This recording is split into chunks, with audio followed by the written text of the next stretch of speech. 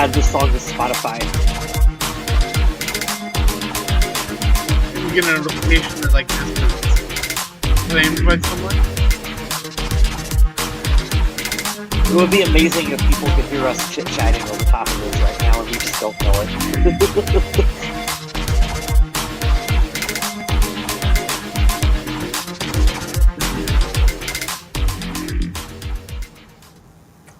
What's going on, Purple People podcast fans? Welcome to the show. It is Monday, December 17th. What week is it? 14, 15? 2024. This season has flown by. Yeah, cool. The Vikings are 12-2. Who had that on their bingo card? I ran into one of my buddies today. He's a Seattle Seahawks fan. I was giving him shit for the coming game, and I'm like, bam, we're fucking around and we're a 12-win team with Sam Darnold. How about those apples? Yeah, I think I capped this team out at 10 wins at the most, and I would have thought at that point there would be a much, overachieved season. But if you can believe it, this team is in contention for the 1 seed. If they win out, they will win the 1 seed, which is insane. I kind of like the schedule, too, of Seattle's reeling, even though it's an away game and it will be tough. We're going to face Sam Howell this weekend. Okay. Then it gets progressively tougher to Green Bay, who just beat Seattle. And then it gets progressively tougher there. But the Vikings keep doing this 1 week at a time mantra, and whatever, they're getting hot at the right time, and they're finding ways to win. Normally, the ways that we don't see the team win, they usually find a way to lose. They're finding a way to win, but 12-2 and a chance at the 1 seed. But they've already clinched a playoff spot as of this weekend, so the ultimate goal to get in the dance has been accomplished. So yeah. That's why I am going to be a little nitpickier than usual when we do our game review, because we're not in week 4 of the regular season just kind of mess around out, whatever happens kind of mode, like, oh, it's Sam Darnold, it don't matter. All of a sudden we're a 12-win team, we're in the playoffs, we're fighting for seeding right now. So it's not a rebuilding year anymore, folks. Like, we're heading to the playoffs. Like, expectations now are, I don't just want to be a one and done wild card win team, get embarrassed, get knocked out in the first round. Like, we have real expectations. I have real expectations for this team now. So there's some things we're going to talk about that I'm going to say they need to improve upon and do better moving forward, heading into to round out the season and heading into the playoffs. I am not quite there with you yet. I don't have expectations yet, so everything's a bonus to me at the moment. See, I think you should have expectations, because 12-win seasons don't come around all of the time. Like, this is something special that they're doing right now. And I know that we can all sit here and say, oh, well, maybe they were anywhere between a 7 to a 9-win team is what we were thinking. The fact is that they're a 12-win team, and they control their own destiny right now. So when it comes down to things like play calling and not abandoning the run game, they've got to do better. I see that. I think for me, I don't feel as skeptical. Even a couple of years ago with the Kirk Cousins greatest comeback, 13-4, the 1-score games. I think this team would not dog walk, but I think they would handily beat that Vikings team. I don't like the feeling sometimes where you're like, well, I just want to get to the playoffs. Well, the Vikings are there, and there's still almost a month of football left. To my other point from the previous shows, out of the 589 that we've done so far, this seeding format has to change at some point. This is absolute dog shit that this team will be on the road, and a meddling Seattle or Tampa Bay will host a play. That's dog shit, and I will argue against it for anyone. Yes, I want the best teams to get in, but I also think if the ultimate goal is to win a Super Bowl, which means you win the most games, you're rewarding a team for not winning as many games. Well, they won this division. I don't give a shit. It is kind of wild that Atlanta could host Minnesota.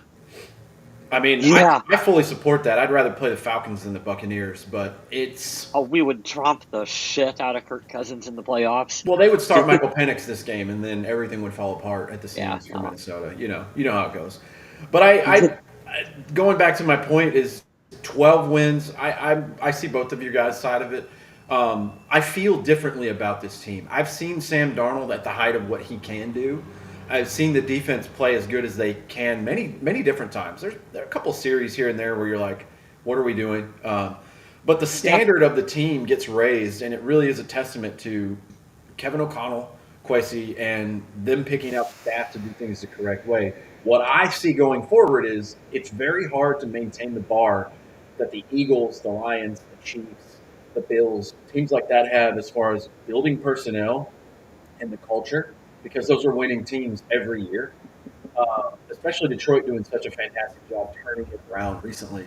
But I if they can continue to find the players and do the right things with the players, and that's a broad statement with like scheme, coaching, and stuff. But if they can continue to do that, who knows? And I'm just speculating here, but maybe not 13 or 14. But last year, I still think this would have been a double-digit win team if Kirk would have stayed healthy the whole year. It's really shaping up to be like, hey, Kevin O'Connell's really freaking good at his job, and last yeah, year being the anomaly, this might be the standard that we as fans have said we need someone to raise our standard and expectation, because you don't want to that's go out and fight for 8-8, 9-7, whatever it used to be. I really enjoy this team, and I really enjoy the way they built it. I hope, not getting too far ahead, that this is the recipe going forward that's going to build a championship team at some point. and that's totally, and I'm not picking on Adam right now at all with my next statement, but like as a Vikings fan, I'm over the just happy to be here mentality. Like I'm done with the just happy to be here. Hey, we won 12 games. Isn't that great? Isn't that golly gee good? Like been there, done that. Expectations for me are win a championship while I'm still alive. Don't Like get me wrong, I would completely love that, but this was supposed to be a rebuilding year.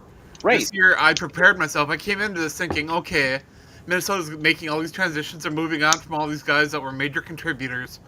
This is going to be a year that maybe Minnesota doesn't do their greatest as far as the final record, but we got to get through this to get to what we're going to be. And who knows what Sam Darnold's going to do? That's the way it was at the beginning of the year. It's like you really tapered those expectations, especially with not knowing what or who Sam Darnold was going to be this season. Yep. And what's even scarier though now is, okay, Minnesota's got this great record, but Detroit has such a long list of players that are injured, and they just went blow to blow with the Bills, and the Bills are arguably the best team in the league right now. I I would the agree. NFC North, man. Like, who would have thought that three of the four teams would just be a, a powerhouse right now? I mean, you've got Minnesota and Detroit were both 12-win teams. Green Bay, I believe, is a 10-win team right now, and Green Bay seems to be getting healthy and hitting their stride at the right part of the season. They're getting hot heading into the playoffs. I'm more concerned about them. Detroit, man, is so banged up at the moment. But Smith was talking about the race for the number one seed in the NFC, but we can't count Philly out on this because I don't see them losing any of their remaining games. I agree about them losing the games. Their biggest, in my opinion, their biggest challenge was this weekend against Pittsburgh. Pittsburgh's quietly a good team, but I believe it comes down to the strength of schedule at that point, because the record would be the same, and I do believe we would win out. This is only me last night doing a mock simulator, picking the games for Right, the and rest that's of the Minnesota 3 weeks. beating Seattle, Green Bay, and Detroit in the next 3 weeks. Yeah, it's a tall task. In reality, I think they're due for a loss, and I'd much rather see them get a loss now than to be on a roll. That would be 10 in a row, and then getting into the postseason, because that bye is such a bittersweet thing.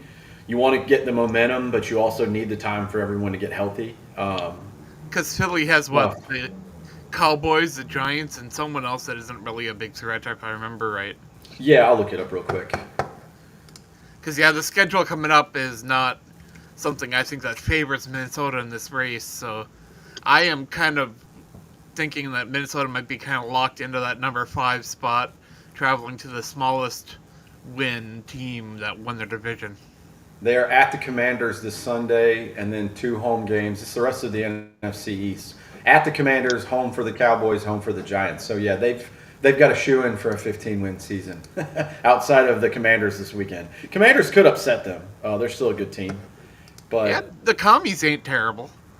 commies. That's amazing. Let's see. Philly has 2 conference losses. Yes, I forget Tampa Bay and who else did they lose to? Oh yeah, Atlanta. They lost to Kirk Cousins. That's embarrassing. Uh, in overtime of all the games, I remember watching that. That's how long ago the season feels. Hey, Kirk almost got a win there, or they did win on prime time, but the Raiders almost came back. That was wild swapping over to that after the Vikings game to see the end of that. Kyle, you want to say what you were saying in our chat? Because I just don't see. I'm 100% with you.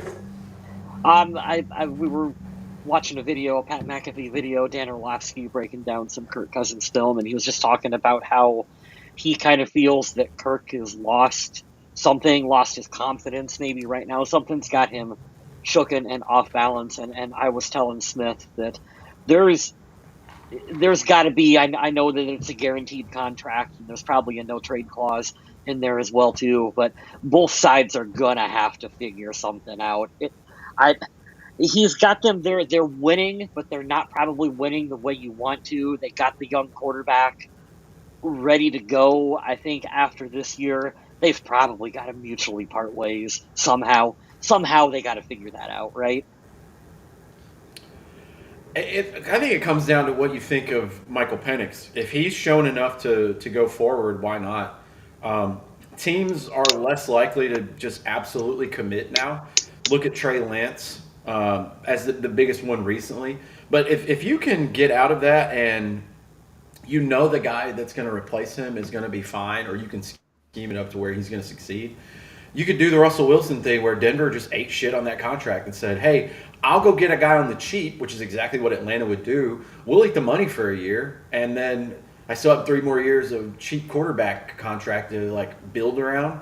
Because realistically, Kirk should have been fine, but I'm with you, man. He doesn't look the same. He doesn't look anything like the one from 2 years ago. Last year, he looked all right until he was injured, but he doesn't look like he's came back from that Achilles well. And I And don't know then if they you. were speculating it's a bad scheme fit for him as well too. That they're not really playing up to his strengths. Which why would you sign a guy and not do that? But hey, that's the NFL. Right.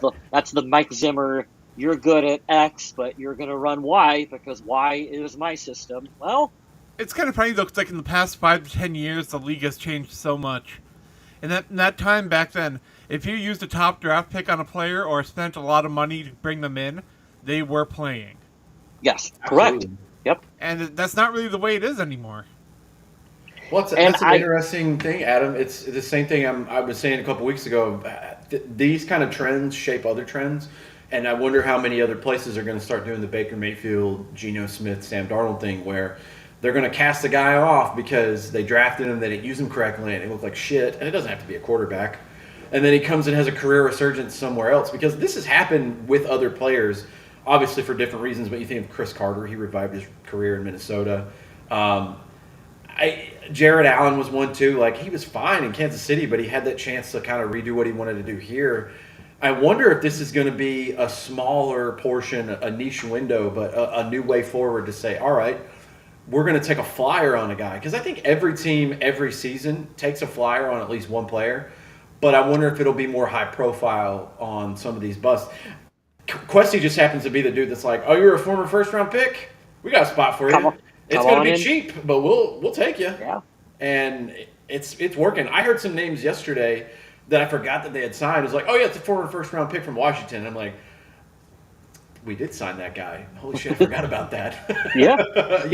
I wonder if that's the new formula forward because we present a weird thing going forward on the quarterback situation, which I'll get into in a little bit after we go over stats. But yeah, this quarterback room is very interesting going forward. Even though you only want to focus on this season, and there's 4 or 5 options and ways you can go, but it stems off of that. Like everyone is rehabbing something, whether it be an injury or a previously bad home or a bad fit. So It's interesting to me. I wonder if that's going to be a new way forward for ways to recycle talent, but also save money because that's the beauty of the NFL. It's a salary Well, cap league. You're supposed to be 8-8 every year, but somehow 8 other teams figure out a way to beat everyone else's ass, and it's the funniest formula ever.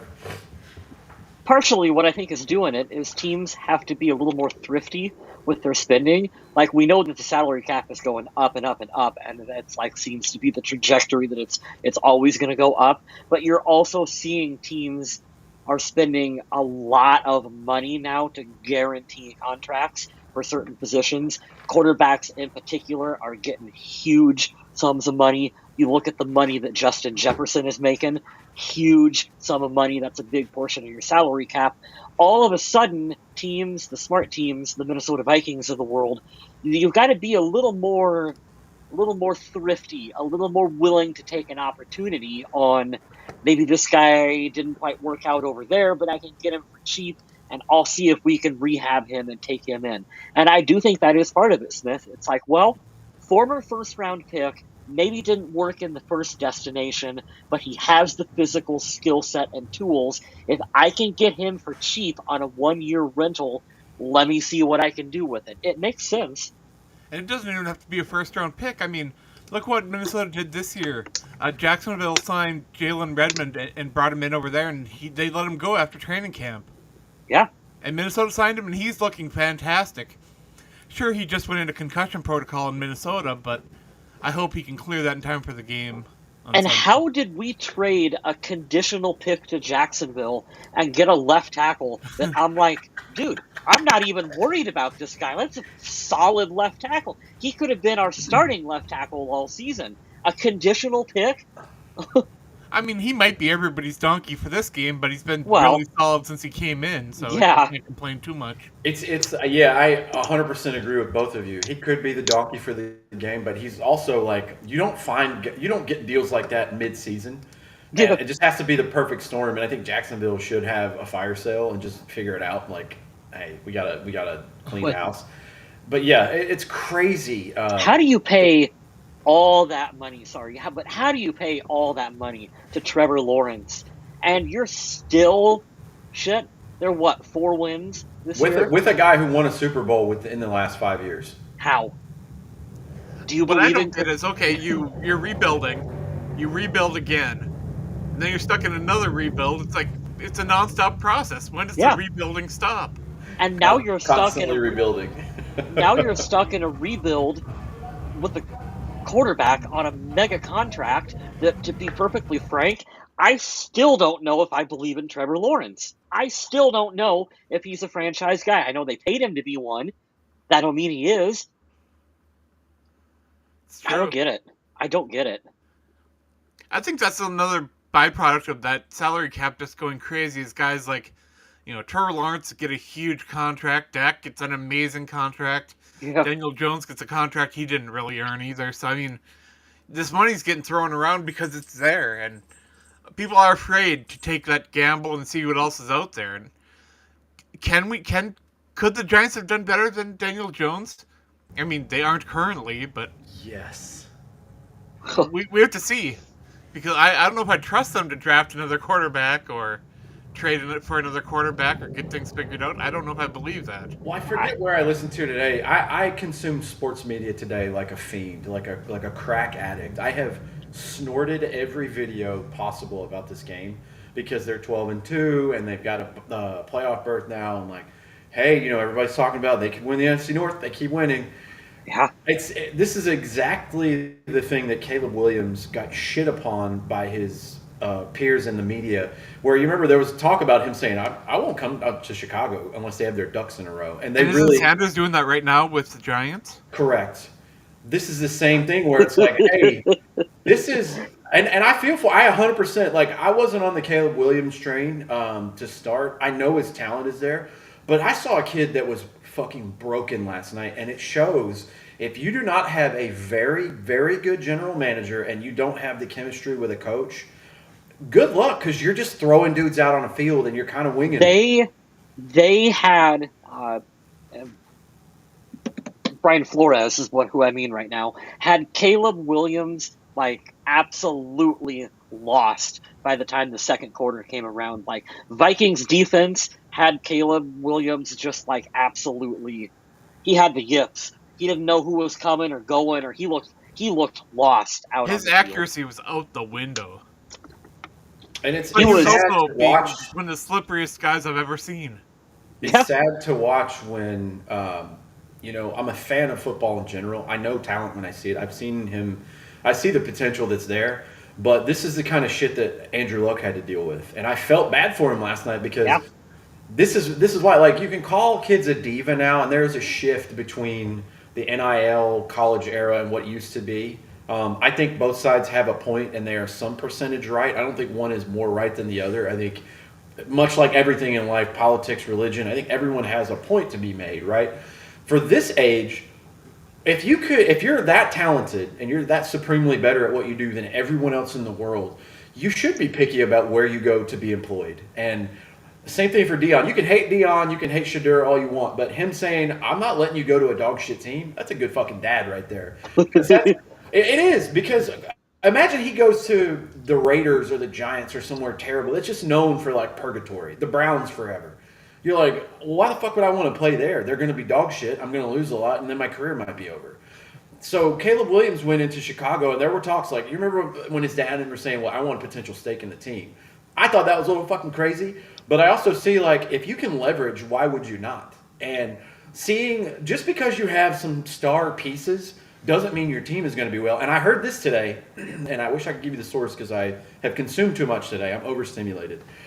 But since this year, right? So they did the trade last year for Carolina for the Bryce Young thing, whatever. You guys yeah. realize, take away last year, because last year is whatever. They were still pretty bad because they had a number 9 overall pick. They're only one win above the Panthers right now. That was supposed to be like the best, lopsided trade in history. And it's like, okay, you guys both fucking suck really bad. And I don't like the direction of either one of those teams, but I think Chicago has more questions than Carolina, and I didn't think I would say that 8 games ago. So the Bears entered this game with Caleb Williams being the most sacked quarterback in the NFL, and I thought Minnesota was really going to feast on that, but they weren't able to. Yeah, 2 sacks for 25 yards lost. Now, his QBR was absolutely awful. What was it? 25.3. Oh, Lord. Ouch. 31 times, he only had 18 completions, so he was right at the 60% mark. It's not good. The image that I have of Caleb Williams from that game is just him laying flat on his back, looking up, and you can just tell that he's like, I'm done. I felt I'm bad done. for him last night. Yeah. When they did that pan and he kind of leaned to his left, I felt legit bad for him because not only, like, okay, the old boomers, all the old whites of my generation will get upset by this, but they get paid millions of dollars, blah, blah. Yeah, they get paid millions. I hate that argument so much. They get paid millions of dollars because they're fucking good at what they do. They don't work Yeah. at a And shoe they make factory. billions. Yeah, You get paid millions when you make billions. That's what happens. correct. They don't understand basic economics and logic, I guess. But it's weird to say, like, well, they get paid millions of dollars. Okay, cool. There's a shitload of pressure that does that. And that's the other thing that we don't take into consideration on a weekly thing. This is just normal because we see it and we get what we want because we're all spoiled Americans and we love the sport.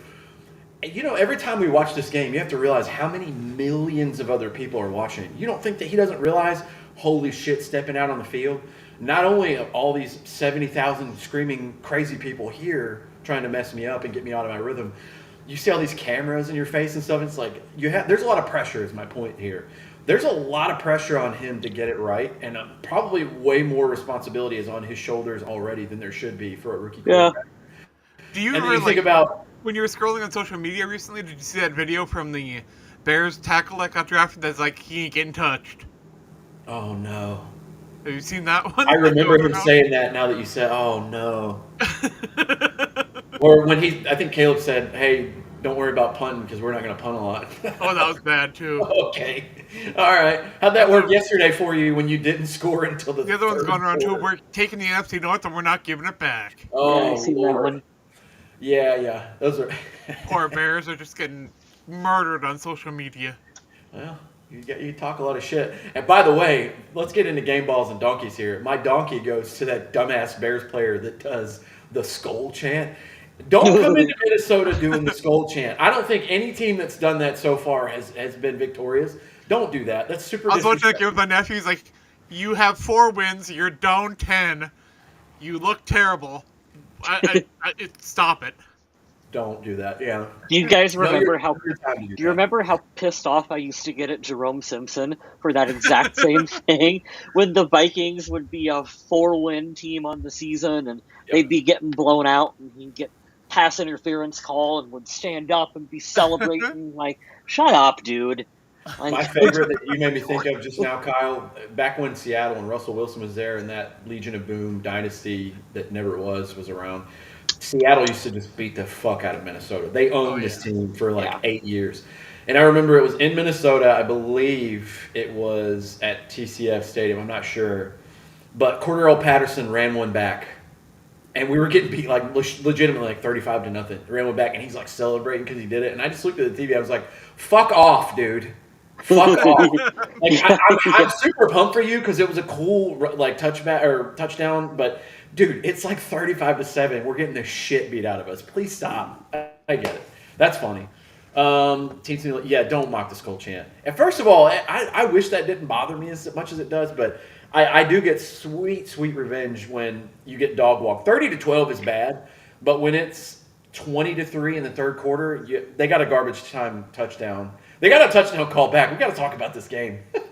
The Bears, they're in a bad place right now. 30-12 is the score.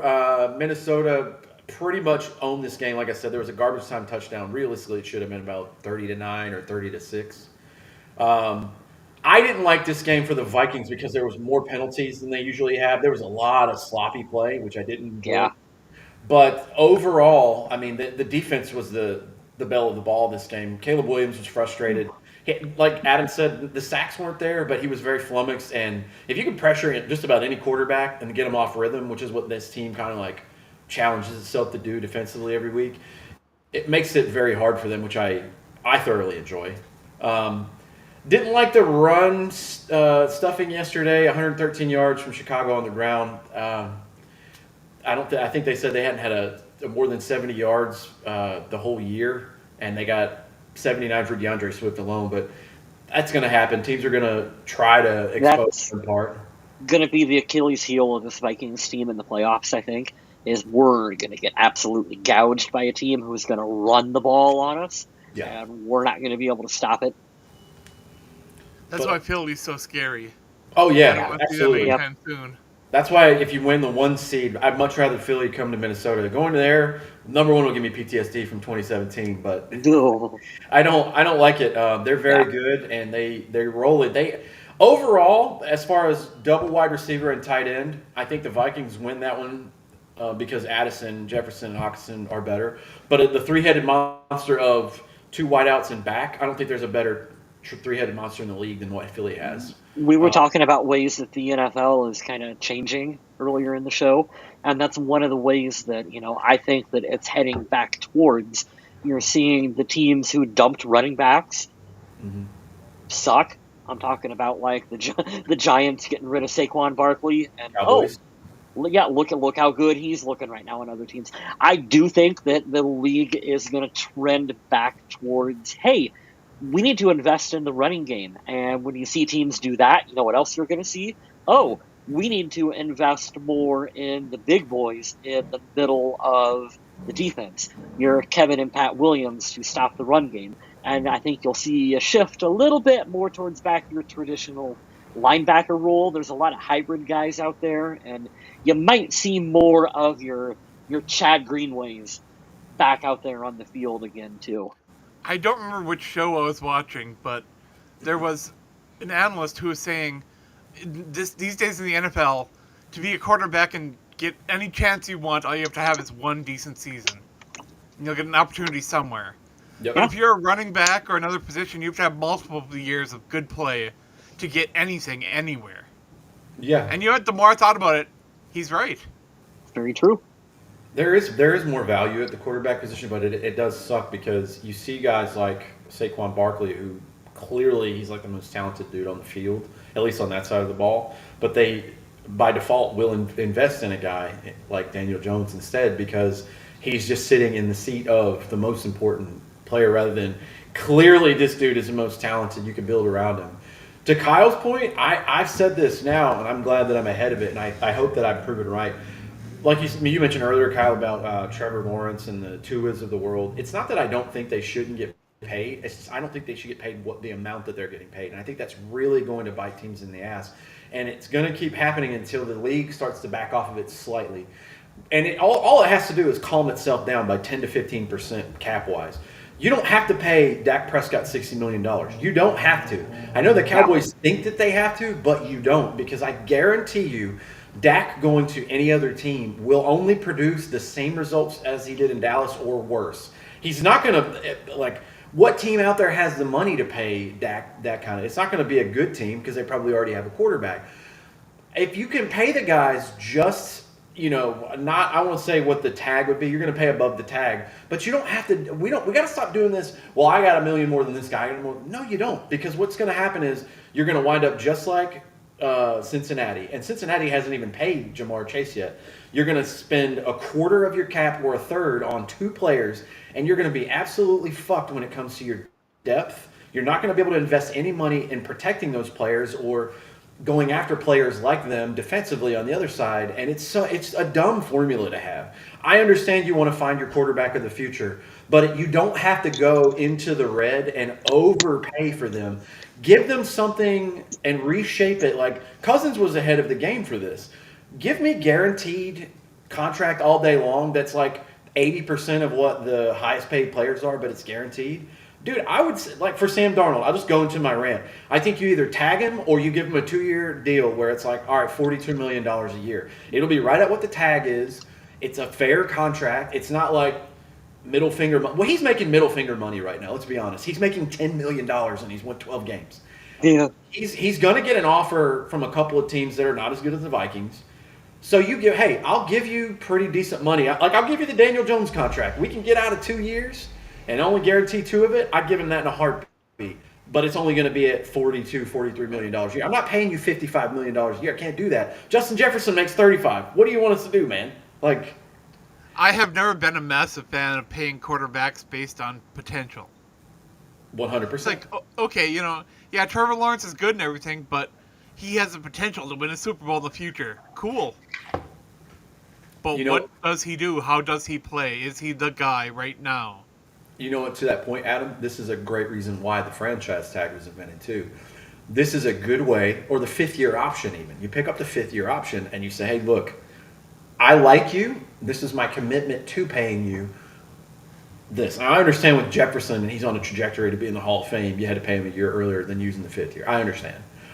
But this is exactly why those 2 things are there. This is a way to commit. This is your promise ring to your quarterback. Hey, I'm going to give you, I promise this, just we can't do it right now for whatever reason, X, Y, Z. Poor Kirk Cousins got 2 promise rings and didn't marry the wedding ring.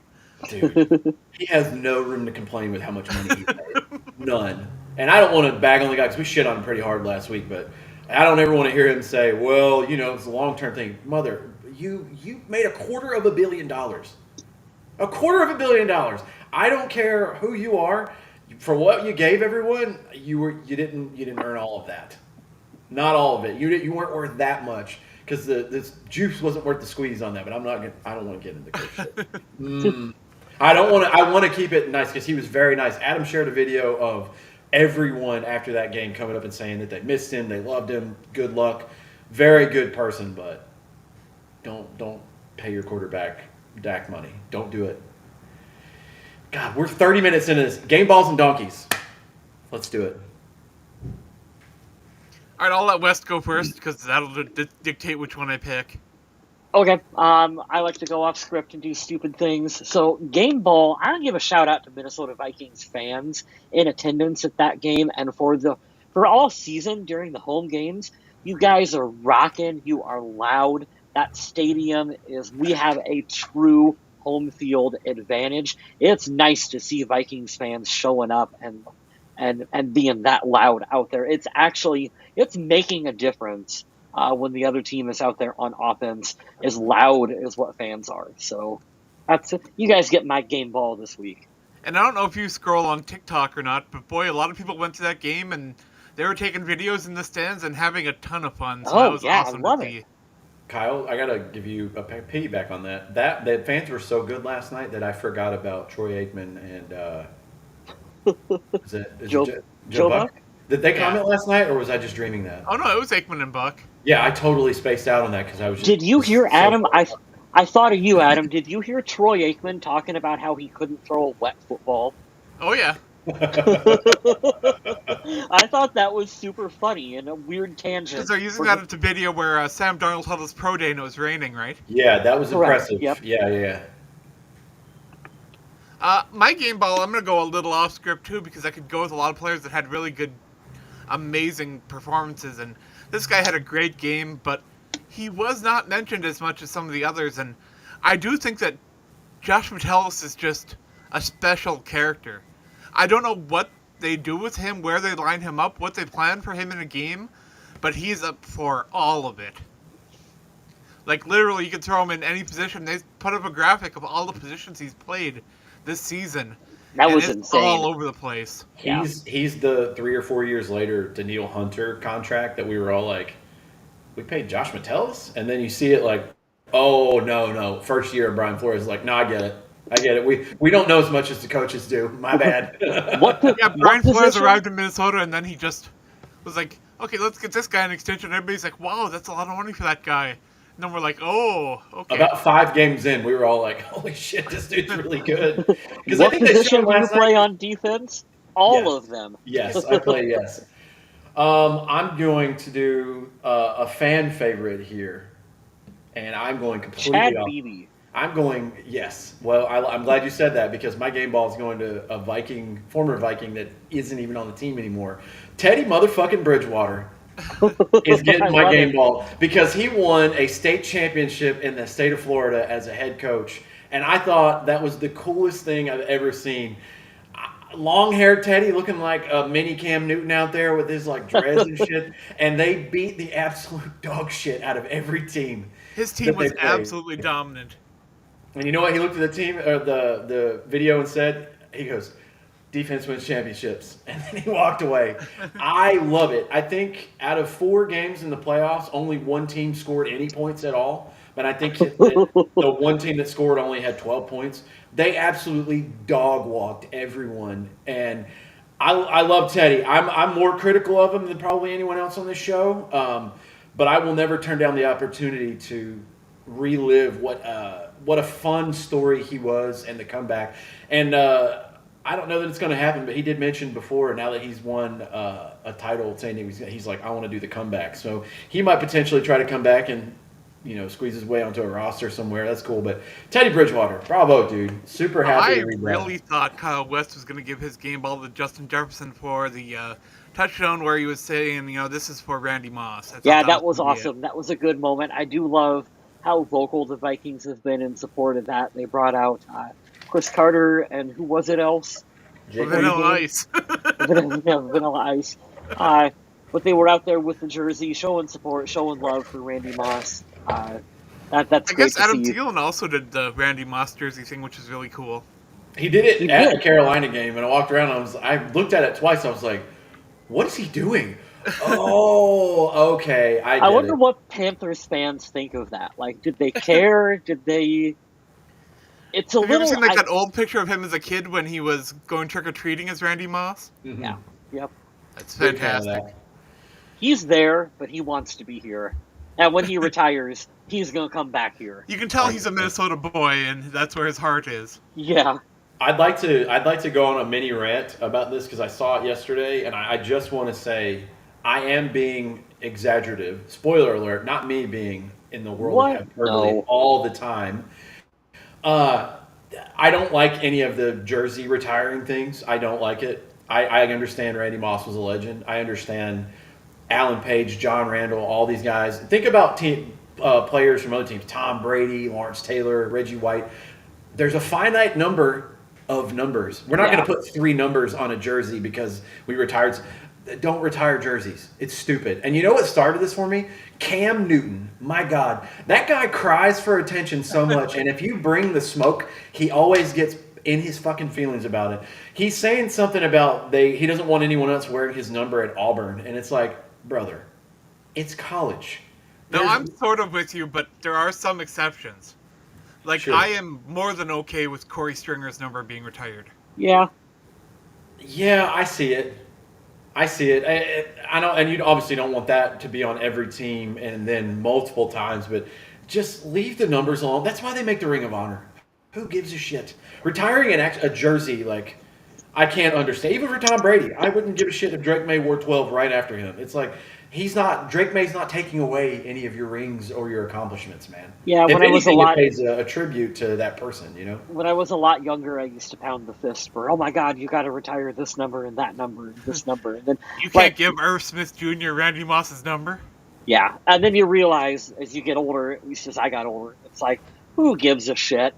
You like you said, you only got so many numbers that you can pick from to begin with. It don't matter. The ultimate thing that the team can do is to put them in the Ring of Honor. Yep. If you ask me, at some point, some of the numbers that are retired by the Vikings, if they were just like, hey, we can throw it back into circulation. I mean, look, Yeah, would if you you really? retired a jersey in the 50s or 60s, it doesn't really mean as much now. Would you? I am. I am not knocking Fran Tarkenton at all. I love Fran. If they unretired number 10, I would be totally fine with that. I wouldn't hate it. And here's the other thing, kind of to your point, but like neighbor adjacent to the point. Paul Krause holds a record that I don't know if anybody's ever going to break. Harrison They're Smith's been not. wearing his number forever, Right. and I love it. I'm glad that he got Yeah, to wear it. But it's it's cool. like, well, And they have gotten together and talked about number 22 a lot, and there's a lot of respect between those two, and I think that bond is amazing because of that number. yeah, I like that, and it's not a knock on Fran, but it's like, hey, it literally is the stitching on fabric. You have your place. It doesn't take away your history for the team, but I did all that rant because I saw Cam Newton say in a post recently, like, I don't want that. I don't want my numbers legacy. And it's like, brother, you don't have a legacy. People think he's a Hall of Famer, and I will vehemently disagree with that shit, like immediately. And you guys know my method. Take the best season, the worst season out. What does Cam Newton's bulk tell you? Mid as the fucking word. I do think that Cam Newton culturally was good for the NFL in a great way. And a great athlete, and I love the dual threat aspect, but this is the Hall of Fame, not the Hall of used to be all right for a year. Like, 59% completion percentage? Are you fucking kidding me? No. Get out of here. And I'm not even going to do the low-hanging fruit of the one play in the Super Bowl that everybody goes Oh no. through. That's fine. His Denver- Jim Marshall play. It's bad. It's very bad. But yeah, I saw him say that this weekend in the comments. It's 50-50. Like, don't disrespect Cam, because there are some certain players like in that category of like culturally and regionally they are gods to people. Cam in the South was really good. Allen Iverson was one of those on the East Coast. Being like, he's a damn good player, but it's like for me the Hall of Fame is if I'm telling a person who doesn't know what football is, I can't leave this person out for the history of the NFL. I can leave Cam Newton out of there. It's fine. I was curious, so I looked it up because I know for the longest time no one wore 28 in Minnesota after Adrian Peterson. Bobby McCain, safety for the Minnesota Vikings, is currently wearing jersey number 28. So they did sneak that back into I rotation. didn't even know we had a guy named Bobby McCain on the fucking team. Yeah. Speaking of guys sneaking into the rotation, what do you guys think of like this week and last week? Dwight McLaughlin getting some looks. Dude, he had I'm looking on Vikes Verified. Shout out to them because I love their Instagram page. He's the highest graded defensive player yesterday. They just got to keep him off the social media promos because that one was bad. So bad. Turtle, I love you, but God, you guys, it couldn't have sounded like you were being held hostage more. That was the worst thing I've ever seen. I'm not even joking. Sorry we didn't do this. I went on a tangent. My bad. I got to give my donkey in there. How many weeks in a row can I give a donkey to Blake Brandel? Because he plays the Achilles heel of this offense. He's not good. The lowest graded offensive player again. It's a liability, man. and I'm having flashbacks from 2 years ago of a Dexter Lawrence type, and just getting his shit wrecked.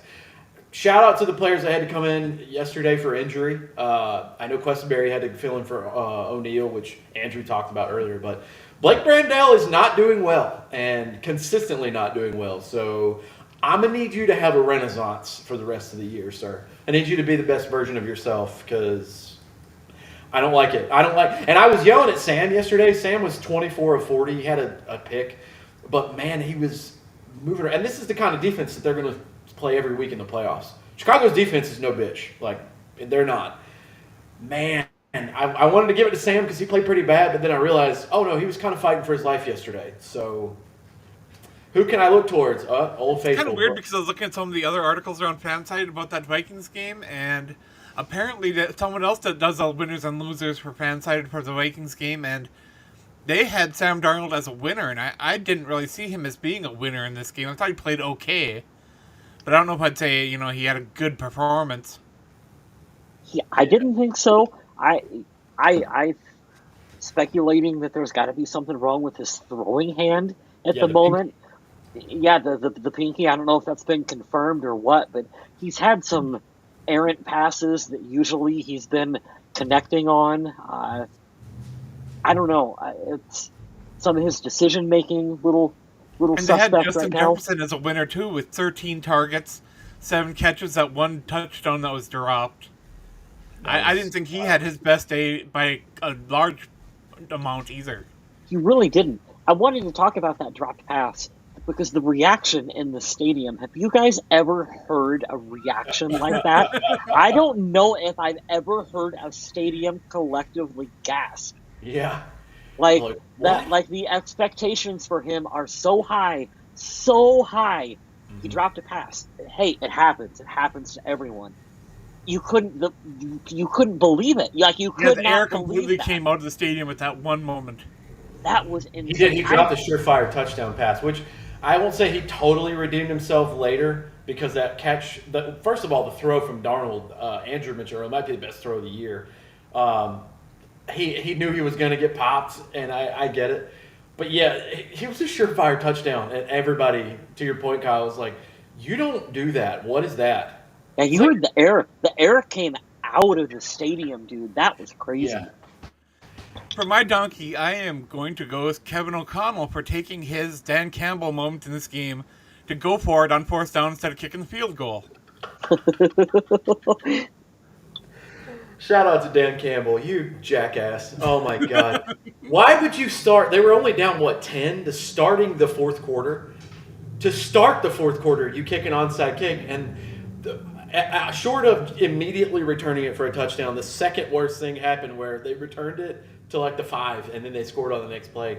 If it was okay, not that we need to get on this side tangent, but if it was the old rules where you can surprise onside kick it, sure. The fact that now that you have to declare for it and tell the other team what you're doing, I hate it. Why would you ever possibly? And why do you not take points? You have one of the better kickers in the league in there. He just hit a 50-plus yarder. Let him kick. So for my donkey, I'm going to continue going off the script. I think occasionally we need to own up to our own bullshit takes that we do on the show. I was way too hard on Jordan Addison preseason time. When I was like, fuck this guy, trade him, get him out, screw him, whatever. Dude, he's really flipping good. And I got to give a donkey to myself for being like, you can get out from underneath him. You can replace him. He is absolutely feasting in this offense right now. And I do understand that, yes, Justin Jefferson is pulling double coverage, and he's been able to take advantage of it. However, dude, you couldn't put just anyone in that position. You couldn't put Chad Beebe in that position and get that production. Jordan Addison is fucking good, guys. Spoilers. Don't know if you know that or not. Is he better than Stephon Diggs? Is he going to get... Well, at the moment. Currently, absolutely. At the height of their prime, I'm not sure because it was always a debate who is 1A, 1B. I don't I mean, think Addison is a 1, but man, if he's not the best 2 outside of Devontae Smith, I don't know who is. yeah, He's good, it's man, and it's funny it's a you called yourself conversation. out for that because number 1, respect. That's Yeah, hilarious. Um, I'm most impressed by Jordan Addison because of his frame. He is a small receiver, but 2 points to make on that. Number 1, he's a Blitkoff winner. The dude's fucking good at what he's yeah, very. And I think that went overshadowed, especially with like Quentin Johnston going in front of him and Zay Flowers. No offense. If we took Zay Flowers instead, I would have been super happy because he's been great in Baltimore. But the other part of it is, to your point, Kyle, and I'm not directing this at you. I'm directing this at everyone who says that. Well, Justin Jefferson's pulling double coverage all game. So Jordan Addison's not supposed to be good at single coverage? Like, what if he yeah. was? Then he would be an utter failure and you'd call him a bust. Of course. Well, he's taking a. Who gives a shit? He's doing his job. And what I enjoy is thank God for the longevity and health of Justin Jefferson, knock on wood 17 times, to have the dynamic. I think this is the one thing I've learned as a fan over the years of doing this show with you guys. I would look at a guy like Laquan Treadwell, DK Metcalf, Julio Jones, Calvin Johnson. I just want a big body, a Quentin Johnson that's out there now. Right. That doesn't mean they're all going to be good. Now, all the guys I mentioned outside of Quentin Johnson, very good. He'll to be determined. He's only in year 2, but now when you see what a player can do and you see the complementary pieces, Justin Jefferson can do literally anything at the receiver position, and we've seen that 100 times, right? But to be good at about 3 things, like very good at 3 or 4 things, and say, hey, I just need you to do these 3 or 4 things. Now, I think Jordan Addison is better than just 3 things, but to say, hey, look, you're going to get these 3 looks most of the time because Jefferson's going to pull a safety or maybe 2 corners on him the whole game. Can you thread them? Can you find this soft spot? Can you do this? Dude, I'm with you, man. It's going to be tough when he gets to get paid. I don't think he's going to make Jefferson money, but he's going to make over $20 million a year. And I tell you what, and sincerely, I hope that kid has learned his lessons from kind of what happened in the off season to him. I really do think that Chris Carter is a good mentor towards him, someone that he could learn from. Shape it up off the field. Keep yourself clean, because what did he say when he was drafted? Get your checkbook ready. That kid continues to play the way he's playing. He's going to get a big contract. Potentially, he's going to get a contract bigger than what the Vikings may be able to pay for him. I could see that scenario unfolding. Kid's a damn good player. He's a baller. All the credit in the world to him, man. And just this has nothing to do with Jefferson the person, just based on where he was born. It's so funny that Jordan Addison came into the contract year of Jefferson, so they do have an overlap where Jefferson's already established, arguably the best receiver in the league. He comes in as a rookie, dominates, and now you're going to have this overlap where they're there, but he's still on the rookie deal, because by the time they both get to when Jordan Addison will need a new contract, Jefferson will already have been here, 10,000 yards, blah, blah, blah. I'm really curious to see where the cap goes there, because I said north of 20. He might be looking at north of 30 based on the number and how big the salary cap's going to be. And, So, Smith, when you say arguably the best wide receiver in the NFL right now, you're saying between Justin Jefferson and Jamar Chase, right? Or is Devontae Adams still in there somewhere? No, I would say it's Chase. It's unreal the season that Joe Burrow and Jamar Chase are having because the defense is so bad. Because Devontae Adams is coming off an amazing game. Yeah, wouldn't you know it? He's also on the Jets. Eliminated. They start playing like they care. That's crazy. No, yeah, Devontae's still very good. I'm sure every receiver in the league would say that. I know he gets a lot of respect, and he does deserve that. He's been so good for so long. But right now, I don't know if I could put him in that top contention spot. How about Odell Beckham to Minnesota? Do you guys want that rumor? You want that to happen? Sure don't. I would rather have. There's connections in Minnesota with whatever. To do I what? was a Can you little play surprised corner? that KJ Osborne got claimed. That's what I wanted. I would rather have had KJ Osborne. Can Odell Beckham play corner? We need another corner. That'd be cool. You know who Well, can Gilmore play? was questionable for this game. He's missed the last 2. He should be back, I think, next week, I'm hoping. Not that Shaq Griffin hasn't been playing well, and Dwight McLaughlin and some of those other guys haven't been filling in well, but you can't do much to move on from, a former defensive player of the year. Yeah, I think this is the biggest weakness on the team is corner and interior O line, and hopefully that doesn't show its ugly head in the postseason.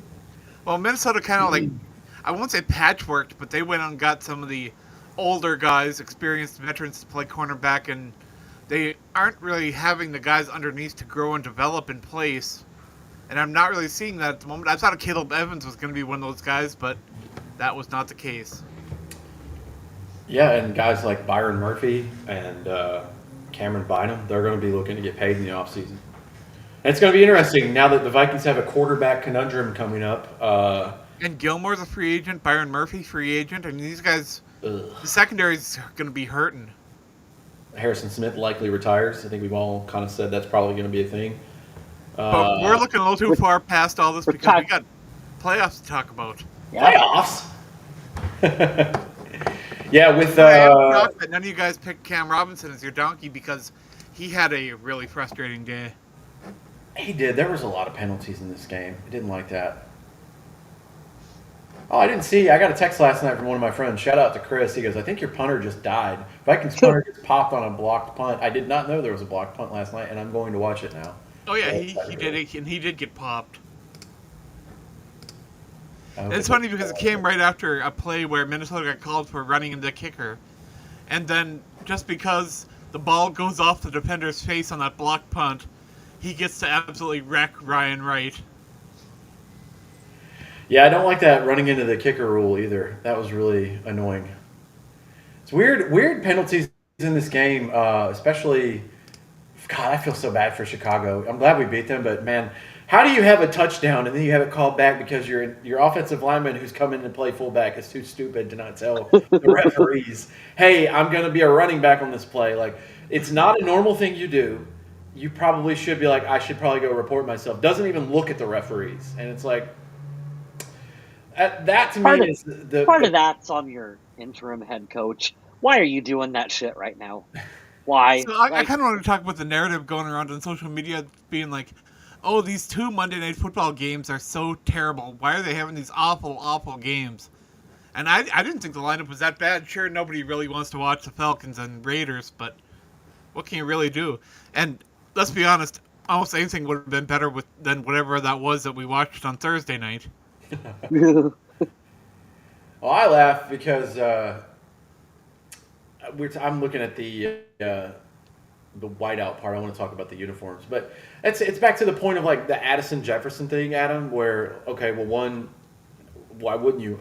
Why? Of course, I want to watch an 11-win team. Like Sam Darnold has made the Vikings relevant this year, and it has to be a shout out to Kevin O'Connell for making that happen. But he's having a resurgence year, and if it wasn't for that rule coming around literally before this season of, well, no, they have to be injured or they have to be something else, he would absolutely be in contention for comeback player of the year. So I don't understand that either. You get to watch a team that's fighting for the 1 seed and they had a special game. Like the whiteout game is what it is. I don't like it, but cool. You're having a special game, and I guess my point would be, let's look back at every Monday night game before this. You're going to tell me that's the worst one of the year? I bet you I find 2 or 3 that are way more awful than that one. And one of them happened last night in Las Vegas. I was sitting there talking with my nephew about this game, and he said, do you think Brian Flores is going to get hired somewhere else this offseason? And I was like, I don't think so. I said, I think he's going to be picky about where he goes, and I think he's happy with where he's at. And then my nephew was like, well, what if another team offers him a head coaching opportunity? I'm like, well, teams are right now. The trend is that teams want an offensive-minded head coach. So, because he is a defensive-minded coach, the odds of him actually landing a job, I mean, he'll get interviews, maybe. Right. But I've heard of past scandal and stuff too that could hold that back too. I've heard rumors that like Chicago might be a team that might be interested in Brian Flores, but like you said, Adam, you have to marry their quarterback with a head coach who's going to be able to develop him and maximize his talent. And you're not putting Brian Flores, as much as we enjoy him, he's not the guy. You're not going to put prickly Brian Flores in charge of Caleb Williams. You're just not going to do it. And then my nephew asked me, he said, well, who do you think the Bears are going to go after? I was like, if they were smart, they would go after the Lions offensive coordinator. What's his name? Ben something? Ben Johnson. McAdoo. And I swear, 5 minutes later on that broadcast on Monday Night Football, Joe Buck tells Troy Aikman exactly what I just told my nephew. Yeah. Yeah, I think if you're going to cater to the quarterback, which is what a lot of the teams are seeing is successful, you might not win a Super Bowl, but it'll certainly trend you in the direction of the league, which is offense. You would do a Kevin O'Connell and Sean McVay. I really like the guy in Indianapolis. I think he's a good coach. You go in that direction. I still am, and I cannot believe I'm going to say this because I shit on him all the time. I'm going in the Cowherd direction. If you're having like dumb stuff, and I understand that interim coach Colin Cowherd said this week, and it made me laugh so hard. I forget the guy's name in Chicago, but he's been promoted 3 times this season.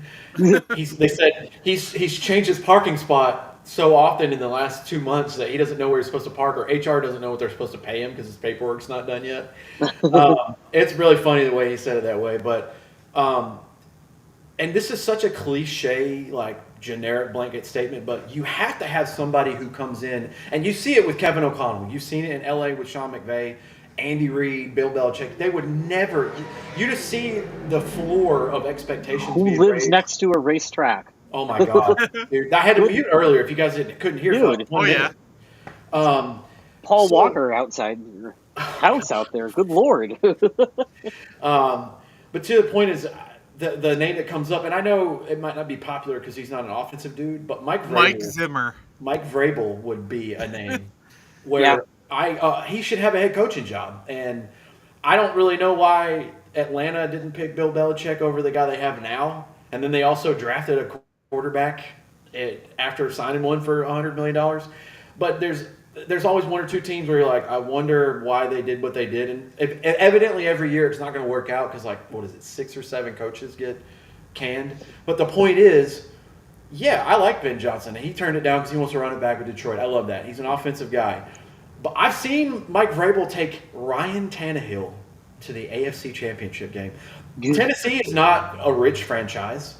Yeah, the division sucked for a while, but if you can do that, I would imagine a guy like him would come in, would immediately set the tone like a Dan Campbell to say, hey, we're going to fuck everybody up, and I run the defense around here. But he would also be smart enough to be like, I'm not an offensive guru. I'm going to leave that to my offensive guy. Do you think Minnesota's offensive coordinator might get some calls this offseason? Why not? It's a good point. Don't really talk about nobody's been talking about it, but you never know. Nobody brings up Wes Phillips, but he's done a very good job. Even though I think, doesn't Kevin O'Connell call the plays? Yeah, I'm pretty sure.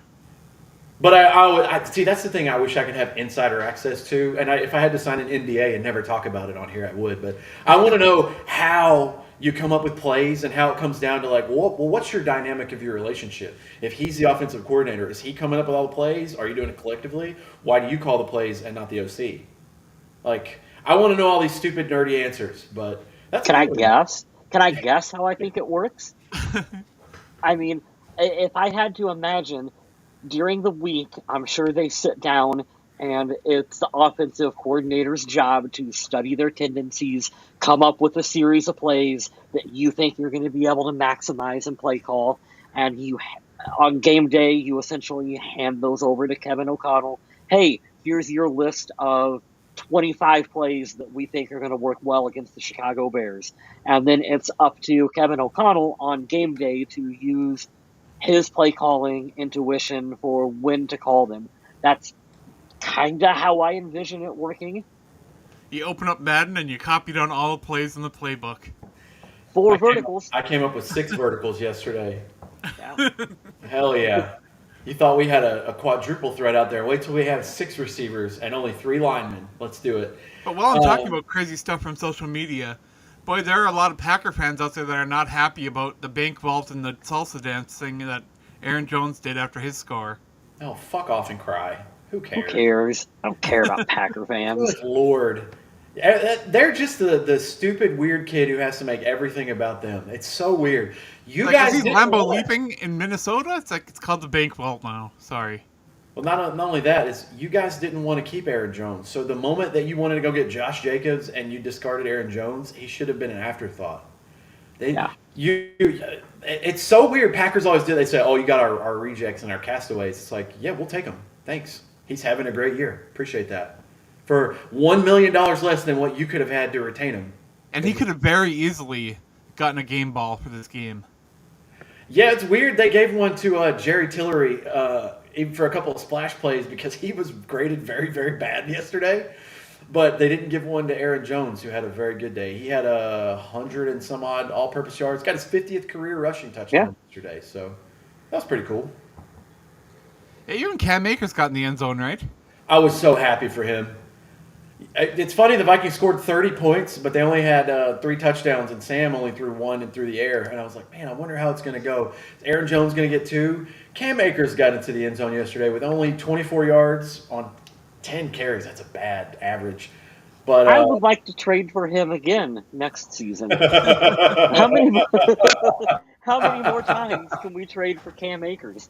I just want his Achilles to stay intact for the whole season because this is another thing like I talked about earlier, and I know you guys see what I'm saying, but I wonder if the people watching understand if you're football dumb like I was for so long. Jefferson and Addison, 2 different body types, do 2 different things. They play the same position. This tandem of Aaron Jones and Cam Akers, they do not run the same. They do not. They have 2 different skill sets at the same position, and I love the dynamic. It's almost like Cam Akers is like our wish version of Isaiah Pacheco. Every time I see him, his knees are always up, and he just runs like standing straight up, hard as shit. And I love it. I'm happy that he got in the zone. It's crazy, dude, how running back is one of those rare positions where you can be like, oh, this guy has a very distinctive style of play that's different from this other guy at the same position. Like, there's no... You say name, you can just picture a running back and their running style. Like, if I say Cedric Benson, you can picture how he ran. And he Barry was one of the Sanders. most unique runners there was. I can see Adrian Peterson in my sleep, like how his hips and the way he would always seem to be leaning, but he was so big. His ability... Yeah. 2 things, two plays particularly for me stand out for Adrian Peterson. Him running over the entire Cleveland Browns. And completely stopping and still scoring. Stopping and being like, no, fuck you, get off, and then continuing the run. And his ability, when you thought he was running full speed, to all of a sudden kick it into a higher gear when he hit like the open field, when you could physically see his body kick it into a higher gear. I don't understand that. How? I don't get it. He's just born to be an athlete. Yeah. My favorite one, and I'm thinking of it now, and it'll change, but in the moment right now, you can think about the Browns play. You can think about where he ran over Willie Gay in Pittsburgh that far view. My favorite one was they were playing, I think it was the Raiders when they were on that baseball field. And it was one of those broken defensive plays where you didn't have like emergency help in the box. And right past the first level, there was no second wave. There was no depth. And I want to say it was Troy Aikman and Buck or whoever it was, but they just go, see ya. He's only at like the 40-yard line on their side, and he breaks through and he goes, see ya. And fucking Adrian Peterson is gone. And you're like, well, you fucked that one up. You're going to talk about that in the film room tomorrow. Like, you can't say that on live TV. Can you imagine, dude? Can you imagine prime Adrian Peterson on this offense with Kevin O'Connell and Justin Jefferson and Jordan Addison? Good Lord. And Blake Brandel. Yeah. That's what you were saying yesterday, Kyle. It's like, we got to get Ashton Jeanty, and I don't think he's going to be there at the end of the first round. But that's what this team desperately needs. Now, that's a more of a luxury, sexy pick. I would rather them shore up the offensive line and definitely get a lockdown corner. But if they get themselves anywhere near a top 11, 12 running back, good. Can you imagine this offense? Every one of the skill players are going to be in their prime. And if you had a running back that's, and I'm not knocking the current group of guys, but like if defenses were looking at this team going, we have to stack the box. How do you decide between stacking the box and double covering Justin Jefferson? Like, there would be no right answer. Yeah, because you can tell for this game, Chicago came out and they really focused on wanting to take that pass away. Yep. And Minnesota opened the game just running the ball real well with Aaron Jones picking up big chunks of yardage. And Chicago had to adjust real quickly. Yeah. Well, I didn't go down the stats. I didn't even click on that. Don't really. We can go a week without reading their stat line. I'm looking forward because we're over an hour now. Geno Smith did go out of the game for Seattle this week. The Packers played in Seattle, doing their NFC West tour, and it looks like for now it will be Sam Howell hosting the Vikings in Seattle. Traditionally, over the years, especially recent memory, Minnesota's not played well in Seattle, but this is not the same team. Completely different coaching staff. They do have some great skill players, and I do like their defense a lot. But they are at 8-6. The Vikings currently are at a 3-point spread. We'll see what that goes to. But they play this Sunday at the 4 o'clock window Eastern time because they are going to the West Coast. It will be on Fox. But that's what we're looking at for this weekend. Minnesota travels to Seattle. They have 2 road games in the last 3, and 2 out of the last 3 are division games. So this is a tough place to play. Hopefully the weather holds up, but interesting to see. That'll be something to monitor if you're paying attention close to this game. Are we going to be facing Geno Smith that's banged up, or is it going to be Sam Howell? Because I don't know. Howell didn't do much to impress when he was I'm like you guys. I'm still a little shell shocked from like us getting the shit kicked out of us from Legion of Boom, Russell Wilson, Beast Mode era Seattle that was just damn near impossible to beat them at home with. So when I still look at the Seahawks on the schedule, I've still got that mentality of like, oh, that's probably chalk it up as a loss. Like you said, Sam Howell, that's a bit of an unknown. I'm not expecting too much from him. You don't want to overlook that. That could potentially be a trap game a little bit. You can't overlook them because they have Jackson Smith and Jigba, and they also have DK Metcalf, who is a fucking freak. Right. And their running backs are really good too. Charbonnet. So. What now? Zach Charbonnet. Oh, yeah, that's funny. I saw a little bit of that yesterday. Kenneth Walker is questionable. Geno Smith's questionable. I got to figure out what was it? His knee? I think it was a leg injury. I don't think it's concussion because concussion stuff is always weird because you have to pass the protocol, and that can be pretty tricky. Yeah, there was a scary moment in that game where Brian O'Neill got his knee kind of backed onto there, and I was really concerned there for a moment, and he was able to come back in, and apparently he's going to be okay for next week. That's the plan anyway, our expectation, so it doesn't seem like he'll be missing any time. Still, it looked scary when it happened. Yeah, I texted you guys about that. I believe I was like, who's down for us? I'm like, oh, fuck, it's O'Neill. Never mind, he's up. We're good. So you already had that from this year with Darisaw going out. You're like, I don't think we can trade for a right tackle at this point. We can't trade now. The trade deadline's over. So I don't think there's any right tackles sitting at home that are worth going to get. Can we talk about how, what the hell is his name? Dallas. He got low on that sack. He Dallas Turner? Dallas Turner got low on that sack. He went lowered his shoulder real low and went around that tackle, and that was a really nice play. Nice. Yeah, he's getting more playtime coming on down the stretch. I like the first-round pick. I know there were some fans that have maybe be a little concerned. He's been a little quieter than maybe what people were expecting. But the way I rationale it is that, hey, it's a complex system that Brian Flores runs.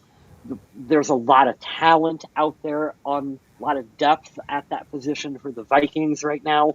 So, hey, ease him into the role. You don't need to just throw him on the field. And I think you're seeing that as the season goes on, he's getting more comfortable. He's getting more reps. He's going to be a good player. Yeah, Turner doesn't need to be out there taking reps from Grenard or Van Ginkel. He's doing fine, easing his way into it, learning as he's going. And it looks like he's getting some pretty good stuff because he's got that shoulder swim move down pretty good. Yeah. He's got good get off too and his speed. That one, basically the sack that he had was he fell down, but he still got enough momentum because he went so far so quickly that he got to basically leap again while he was down. It was pretty impressive because I thought the get off was nice, but I was like, oh no, he fell down. Oh shit, he still sacked him. Okay, guys, he's only 21. Right. Wild. We forget how young these players are. It's like, oh, he's got 3-4 years to just Learn how to play in the NFL before you even consider getting to an elite level. As I strained fans, my we calf getting off the couch, so I can't relate to any of these guys. as fans, and I do this too, you expect these guys, because they're a first round pick, to be Jared Allen. Week one, day one of the regular season, he's going to come out and he's going to be in the Hall of Fame for this franchise immediately. And we all forget sometimes, it takes time to learn to play in the league. It really, truly does. See Sam Darnold. Yeah, Coaching matters. Isn't that weird? yeah. Oh man. Positions, and hey, positions matter too.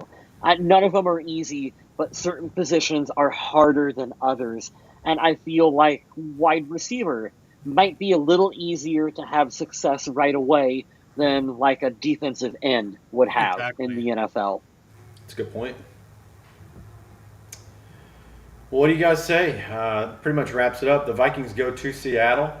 3 games left in the season. They're 12-2. 4 o'clock Eastern game, second window, and we'll keep you up to date. Be on the lookout for that quarterback situation for Seattle. See who might be starting for them. We'll find out later this week. Career day, Sam Howell incoming. Correct.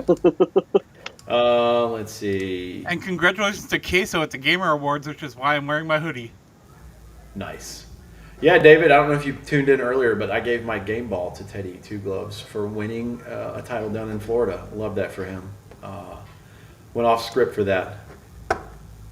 Good call. Let's plug some stuff and get out of here. I'm going to do my due diligence here for Adam to promote. And the cool thing about this new setup is we can do two at once here. So you can plug the Viking Age and your social media handle while I go to the Viking Age and give you some more clicks. Yeah, this morning my winners and losers came out, and I think I gave them all away here during the broadcast, but I will have some more content coming up tomorrow morning. And I think I might ruffle a few feathers with this one because I'm going to be honest, and I don't think people will like my honesty too much. But, sometimes you got to do what you got to do. I'm not going to write something I don't believe, and that's Looking forward to it. What's the subject matter that might ruffle some feathers again? Oh, I can't give that away. Okay. All right. So you have an article coming out that may or may not. Okay. Nice. Oh, it'll get some negative attention from people, I bet. I like it. But you can also check me out on social media at MNVikingZombie. That's where I'm at. And you can hit me up. We can talk about anything. I play a lot of New York Times games. Talk about horror movies and football and wrestling and all that fun stuff. Hit me up. Let's talk. Here you go, Kyle West. Hey, you can check me out on social media at Vaguely Square, mostly Blue Sky. That is my platform of choice. I post some of my photography work and whatever else is going on. So give me a follow and we can chit chat. I don't have anything. Something kind of wild is that every comment we had on here from today is from YouTube. No Facebook people today. I like that. I did give it some love earlier. I always try to. If you guys ever see me playing on my phone, yes, I'm probably answering a text, but I always go on and give a heart to the Facebook and a like on the old YouTube channel. So we did get our YouTube year in review, and I got to say our likes are down. They are not good. Oh. So if you're watching YouTube, if you give us that little thumb, that'd be great.